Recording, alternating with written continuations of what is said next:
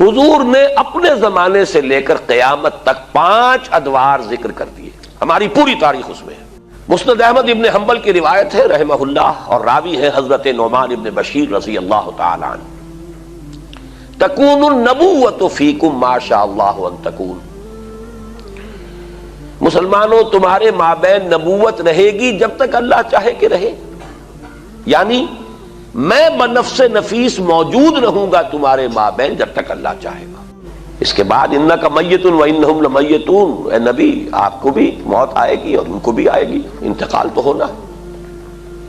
فرمایا ثم یرفع اللہ اذا شاء یرفعها، پھر اللہ جب چاہے گا اس نبوت کو اٹھا لے گا، یعنی میرا انتقال ہو جائے گا، وصال ہو جائے گا صلی اللہ علیہ وسلم، وفداہ آباؤنا و امہاتنا۔ پھر دوسرا دور آپ نے فرمایا ثم تکون خلافۃ علی منہاج النبوۃ، پھر دور ہوگا خلافت کا جو نبوت کے نقش قدم پر ہوگی۔ یہ الفاظ بڑے اہم ہیں، عام طور پر ہمارے ہاں جو لفظ زیادہ معروف ہے اور بول چال میں زیادہ آتا ہے وہ خلافت راشدہ آتا ہے۔ اسے اچھی طرح نوٹ کر لیجئے، یہ اصطلاح حدیث میں نہیں آئی ہے، خلفائے راشدین کا لفظ آیا ہے، علیکم بسنتی و سنت الخلفاء الراشدین المہدیین، اے مسلمانوں تم پر لازم ہے کہ میری سنت کا اتباع کرو اور میرے خلفائے راشدین المہدیین کی سنت کا اتباع کرو، لازم ہے تم پر۔ لیکن خلافت کے ساتھ جو صفت آئی ہے وہ یہاں نوٹ کیجئے، یہ عام نہیں ہے، اس کو اب ہم عام کر رہے ہیں اپنی مطبوعات کے ذریعے سے۔ خلافت علی منہاج النبوہ، منہاج منہج راستہ طریقہ، بعین ہی نبوت کے نقش قدم پر خلافت۔ یہ بعین ہی کا لفظ اس قدر زور دے کر میں نے کیوں ادا کیا ہے اس کو سمجھ لیجئے۔ خلافت راشدہ میں وہ نظام جو محمد عربی صلی اللہ علیہ وسلم نے بنفس نفیس قائم کیا، بعین ہی بتمام ہی بکمال ہی جو کا تو قائم رہا ہے۔ اس میں ایک مثال آپ کو دے دیتا ہوں کہ جب حضرت ابو بکر رضی اللہ تعالیٰ عنہ کے عہد خلافت میں مانعین زکوٰۃ کا فتنہ اٹھا، حضرت عمر جیسے شخص نے بھی رضی اللہ تعالیٰ عنہ مصلحت اندیشی کا مشورہ دیا کہ حالات کو دیکھیے، 2 محاذ پہلے کھلے ہوئے ہیں، آپ نے جیش اسامہ بھی بھیج دیا، اس لیے کہ حضور نے تیار کیا تھا۔ حضرت ابو بکر نے فرمایا کیسے ممکن ہے جو جیش اور جس کا علم دیا ہو حضور نے اپنے دست مبارک سے، میں اسے روک دوں؟ پھر جو جھوٹی نبوتوں کے دعوے دار کھڑے ہو گئے ان سے تو ہمیں لڑنا ہی ہے، ہر صورت لڑنا ہے، ان کا کفر تو بالکل واضح ہے ازر من الشمس سے۔ تو 2 محاذ کھلے ہوئے ہیں، مسلمانوں کے دل زخمی ہیں، مورال جو ہے پست ہے حضور کے انتقال کی وجہ سے۔ اب تیسرا محاذ نہ کھولیے، رعایت کیجئے، انہوں نے اسلام کا انکار نہیں کیا، کسی جھوٹی نبوت کا اقرار نہیں کیا، نماز کو بھی مان رہے ہیں، زکوٰۃ میں بھی یہ نہیں کہہ رہے کہ زکوٰۃ نہیں دیں گے، صرف یہ کہہ رہے ہیں کہ ہم حکومت کو نہیں دیں گے، اپنے طور پر دیں گے، خرچ کریں گے۔ تو ذرا لینینسی برتیے، مصلحت کو دیکھیے، تیسرا محاذ نہ کھولیے۔ اس پر جو حضرت عمر رضی اللہ تعالیٰ عنہ کا ریئیکشن تھا، ایک تو ڈانٹ پلائی حضرت عمر کو، اور یہ مقام ہے ابو بکر کا کہ عمر کو ڈانٹ پلا سکتے تھے، صرف وہی پلا سکتے تھے صحابہ میں، اور کسی کا یہ مقام نہیں۔ اے عمر تم جاہلیت میں تو بڑے سخت تھے، کیا ہو گیا تمہیں؟ اسلام میں اتنے نرم ہو گئے، اتنی کمزوری کا مظاہرہ کر رہے ہو۔ دوسری بات فرمائی، اور یہ ہے اصل جس کے لیے میں عرض کر رہا ہوں، ایبدل الدین وانا حی، کیا دین میں ترمیم کی جائے گی جبکہ میں ابھی زندہ ہوں؟ میرے جیتے جی دین میں ترمیم نہیں ہو سکتی۔ کس حد تک کہا ہے کہ خدا کی قسم حضور کے زمانے میں اگر یہ زکوٰۃ کے اونٹوں کے ساتھ ان کو باندھنے کی رسیاں بھی دیتے تھے، اگر یہ کہیں گے کہ اونٹ لے جاؤ رسی نہیں دیں گے تب بھی میں جنگ کروں گا۔ تو حضرت ابو بکر کی آپ دیکھیے فصاحت اور بلاغت کی بھی انتہا ہے، اس سے زیادہ تاکید کا کوئی اسلوب ہو نہیں سکتا تھا کہ اگر صرف رسی دینے سے انکار کریں گے، اب آپ بتائیے کہاں اونٹ کی قیمت، کہاں اس رسی کی قیمت؟ اتنی ترمیم بھی مجھے گوارا نہیں ہے، اور خدا کی قسم اگر کوئی اور میرے ساتھ نہیں چاہے گا میں تنہا تنہا جاؤں گا اور جنگ کروں گا۔ بہرحال میں نے یہ وضاحت کی کس لیے؟ کہ خلافت علی منہاج النبوہ، جو کا تو خلافت کا نظام ہے کہ جو قائم رہا، جسے ہم عرف عام میں خلافت راشدہ کہتے ہیں، حدیث کی اصطلاح میں خلافہ علی منہاج النبوہ، یہ نظام دوسرا تھا۔ حضور نے فرمایا یہ بھی رہے گا جب تک اللہ چاہے گا، پھر یہ بھی ختم ہو جائے گا۔ ثم یرفع اللہ اذا شاء یرفع، پھر اسے بھی اللہ اٹھا لے گا۔ اس کے بعد آیا تیسرا دور۔ حضور کے الفاظ کیا ہے؟ ثم تکون ملکا عاضا، پھر ایک دور آئے گا ملوکیت کا، اور اس کا وصف ہوگا کاٹ کھانے والی ملوکیت۔ عض یعض یوم یعض الظالم علی یدیہ، قیامت کے دن جو ہے ظالم اور کافر جو ہے اپنی مایوسی میں حسرت کے ساتھ اپنے ہاتھوں کو کاٹ رہے ہوں گے، ہائے ہماری شامت، ہم کس راستے پر چلتے رہے کہ آج اس انجام سے دوچار ہونا پڑا۔ تو عض یعض، کاٹنا، دانتوں سے کاٹنا۔ کٹکھنی ملوکیت کا دور آئے گا، فتکون ما شاء اللہ ان تکون، پھر وہ بھی رہے گی جب تک کہ اللہ چاہے گا کہ رہے۔ ثم یرفع اللہ اذا شاء یرفع، پھر اللہ تعالیٰ جب چاہے گا اسے بھی اٹھا لے گا۔ اس سے مراد کیا ہے؟ خلافت راشدہ یا خلافت علی منہاج النبوہ کے بعد جس نظام کو عرف عام میں خلافت کہا جاتا ہے، حدیث نبوی نے اسے ملوکیت سے تعبیر کیا۔ خلافت تو ایک معنی میں ہم اس کو کہہ سکتے ہیں، یہ بھی میں کل اس نقطے پہ مزید گفتگو کروں گا جب خلافت کی حقیقت، اس کے شرائط بیان کروں گا، اس لیے کہ کتاب و سنت کی ٹوٹل بالادستی وہاں موجود تھی۔ خلافت بنو امیہ میں بھی تھی، خلافت بنو عباس میں بھی تھی، خلافت عثمانیہ میں بھی رہی ہے، لیکن یہ ہے کہ وہ نظام جو ہے دولت کی تقسیم کا نظام بدل گیا، اور یہ در حقیقت ملوکیت یوں سمجھیے کہ دور بنو امیہ جو ہے 90 برس ہے اس کے، یہ ٹرانزیشن کا ایک پیریڈ ہے، عبوری دور ہے۔ خلافت علی منہاج النبوہ سے ملوکیت تک پہنچتے پہنچتے ایک دن میں تو بات نہیں ہو گئی تھی نا۔ دور بنو امیہ جو ہے ٹرانزیٹری پیریڈ ہے، اصل ملوکیت جا کر جو جمی ہے وہ دور بنو عباس ہے، جب محل بنے اور ٹھاٹھ جمے، وہ دور در حقیقت، ورنہ اس سے پہلے عربی حضارت اور بدویت جو ہے دور بنو امیہ میں برقرار تھی۔ لیکن بہرحال ظالم حکومت تھی، اس میں تو کوئی شک نہیں، میں چند اس کے اشارے کر رہا ہوں۔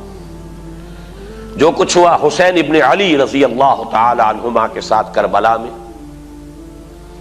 اور یہ تو چونکہ ان کا ذکر جو ہے بہت زیادہ ہوتا ہے، ہر سال جو ہے خاص اہتمام سے ہوتا ہے، اس لیے بچہ بچہ واقف ہے۔ وہی کچھ ہوا حضرت عبداللہ ابن زبیر کے ساتھ مکہ مکرمہ میں، عین مکہ مکرمہ میں ذبح کیے گئے ہیں، حرمت حرم مکی کو بٹا لگا ہے۔ پھر واقعہ ہررا ہوا ہے، 3 دن تک مدینے کو لوٹ مار کیا گیا اور مدینے کے اندر خواتین کی بے حرمتی ہوئی، واقعہ ہررا۔ حرم نبوی جو ہے اس کی بے حرمتی ہوئی۔ پھر حجاج ابن یوسف کے ہاتھوں سینکڑوں تابعی شہید کیے گئے۔ تو تاریخ کے حقائق ہیں، اور میرے لیے اس سے بھی کہیں زیادہ دردناک اور تاریخ کے اعتبار سے کہیں زیادہ فیصلہ کن ظلم جو تھا، محمد ابن قاسم کو بلا کر شہید کر دیا۔ وہ نوجوان، ٹین ایجر نوجوان جو آیا تھا، فاتح تھا اور اتنا نیک، اتنا پارسا، ہندوؤں نے اپنے ذہن کے مطابق اسے اوتار کا درجہ دیا۔ وہ تو اپنے ذہن سے سوچیں گے نا، مورتیاں بنا کر مندروں میں رکھ دی گئیں جن کو پوجا جا رہا تھا۔ ایسا نیک، اتنا صالح، اتنا پارسا، ایسا متقی، ایسا عادل حکمران، اگر کہیں انہیں موقع مل گیا ہوتا تو اسی وقت ہندوستان پورا فتح ہو جاتا۔ لیکن ملوکیت کو سب سے بڑا خطرہ لاحق ہو جاتا ہے اگر کوئی شخص اتنا پاپولر ہو گیا تو ہمیں خطرہ ہے، ہمارے اقتدار کو خطرہ ہے۔ وہاں تو سوچنے کا انداز یہ ہوگا کیا جرم تھا محمد ابن قاسم کا؟ تاریخ خاموش ہے، بے گناہ بلایا گیا، شہید کر دیا۔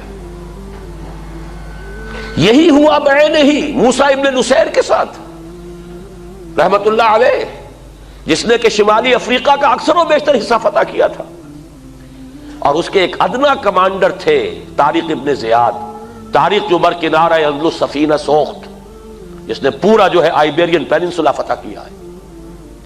موسیٰ ابن نصیر کو بھی بلا کر جان بخشی کر دی گئی، بوڑھے تھے بہت، ورنہ یہ کہ اتنا ذلیل کیا گیا ہے، تیز دھوپ میں کھڑا رکھا گیا ہے، بے ہوش ہو کر نیچے گرے۔ خطرہ دونوں سے ایک ہی بات کا تھا کہ ہماری بادشاہت کو ان افراد کی یہ پاپولیرٹی جو ہے اس سے خطرہ لاحق ہو گیا۔ یہ ہے وہ، ابھی تو یہ دور میں ابھی بنو امیہ کی بات کر رہا ہوں ساری، پھر جو بھی ٹھاٹھ جمے ہیں اور جو عیش ہوئے ہیں، اور کوہ قاف کا سارا نسوانی حسن جو ہے جو بغداد کے محلوں میں آیا ہے، پھر رقص و سرود جو بھی ہوا ہے، سب کچھ سب کو معلوم ہے۔ الف لیلہ جو ہے بغداد کی 1000 راتیں جو ہے، یہ ساری کی ساری داستانیں ذہن میں رکھ لیجئے۔ یہ ہے بہرحال تیسرا دور۔ چوتھا دور آپ نے فرمایا ثم تکون ملکا جبریا، پھر ایک اور ملوکیت آئے گی اور وہ ہوگی مجبوری والی ملوکیت۔ چونکہ ہمارے پاس کوئی گواہی موجود نہیں ہے کہ اس کا فرق حضور سے پوچھا گیا ہو کہ حضور یہ دونوں ملوکیتوں کا کیا فرق ہے، ملوکیت کاٹ کھانے والی ملوکیت اور پھر چوتھا دور ہے ملوکیت جبری ملوکیت۔ تو آپ نے کیا جواب دیا؟ کوئی ریکارڈ نہیں ہے، نہیں معلوم اس وقت کیا سمجھا گیا۔ آج ہمارے سامنے روز روشن کی طرح واضح کہ اس سے مراد کیا ہے۔ پہلا ملوکیت کا دور وہ تھا کہ ملوک مسلمان تو تھے، کلمہ گو تو تھے، پھر ملوکیت جو آئی ہے ہم پر وہ غیر مسلموں کی حاکمیت اور غلامی، western imperialism, European powers, colonial powers, برطانیہ کے غلام، فرانس کے غلام، اٹلی کے غلام، ولندیزیوں کے غلام، یہ غلامی، یہ چوتھا دور ہے جس کی کہ حدیث میں خبر دی گئی۔ یہاں میں اس وقت صرف اشارہ کر رہا ہوں، تفصیل سے آج ہی بعد میں عرض کروں گا۔ یہ چوتھا دور ابھی ختم نہیں ہوا، ایک اعتبار سے ختم ہوا ہے، ایک اعتبار سے جاری ہے۔ ختم اس اعتبار سے ہوا ہے کہ ڈائریکٹ رول، براہ راست غلامی ختم ہو گئی، تماشا دکھا کر مداری گیا، انگریز اور اس کے فوجی گئے، فرانسیسی گئے، ولندیزی گئے، اطالوی گئے، سب گئے،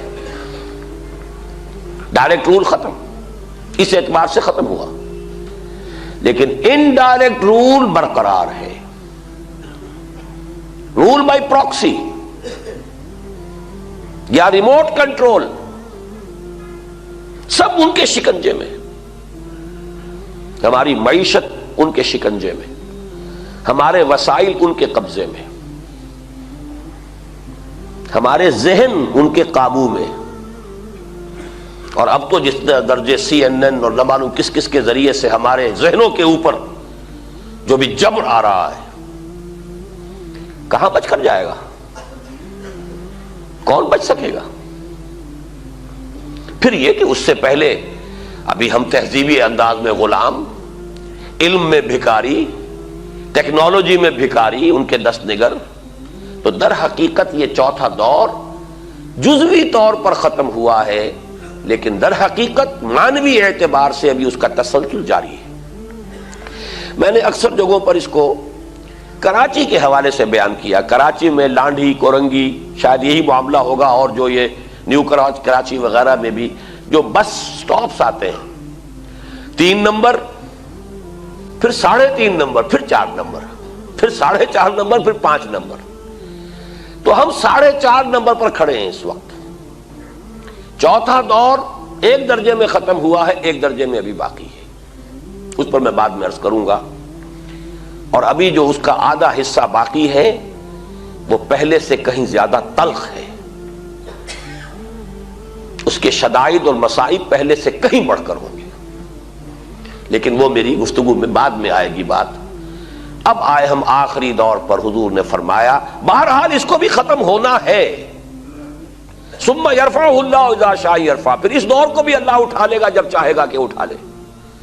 ثم تکون خلافتا علی منہاج النبوہ، پھر دور آئے گا خلافت علی منہاج النبوہ کا۔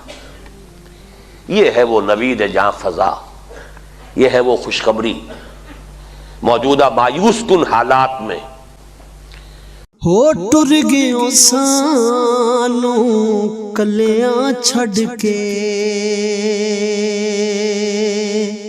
दस किवें दिल पर चाहिए